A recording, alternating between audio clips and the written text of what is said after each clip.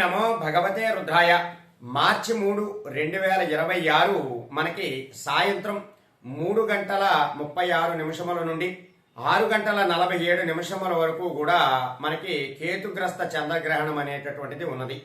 ఈ చంద్రగ్రహణం ప్రధానంగా ఎవరైతే సింహరాశి వారు ఉంటారో వారు ఈ యొక్క చంద్రగ్రహణం అనేటటువంటిది చూడకూడదు. అలాగే కర్కాటక రాశి వారికి, మకర రాశి వారికి, కుంభరాశి వారికి కూడా ఈ గ్రహణ నియమాలు పాటించడం తప్పనిసరి. అయితే గ్రహణానంతరం కొన్ని ముఖ్యమైనటువంటి దానాలు చేసుకోవడం ద్వారా వారికి ఉన్నటువంటి ఆ గ్రహ శాంతి అనేటటువంటిది లభిస్తుంది.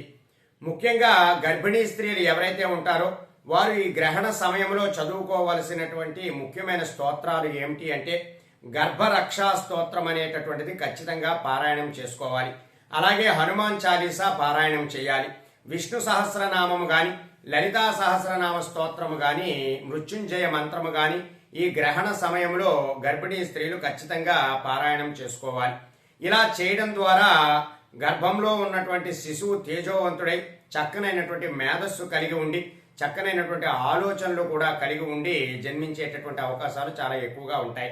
కాబట్టి ఈ చంద్రగ్రహణ సమయంలో గర్భిణీ స్త్రీలు ఈ ముఖ్యమైనటువంటి స్తోత్రాలన్నింటినీ కూడా చదివి చక్కనైనటువంటి శిశువులకి జన్మ ఇచ్చి వారి యొక్క మేధో సంపత్తిని పెంచడానికి ప్రయత్నం చేస్తూ ఉండాలి.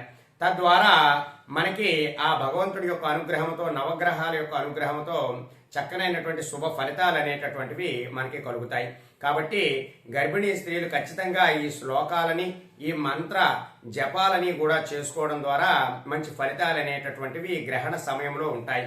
కాబట్టి ఈ పరిహారాలు ఆచరించి మంచి ఫలితాలు పొందడానికి ప్రయత్నం చేయండి. సర్వే జనా సుఖినో భవంతు. శుభం.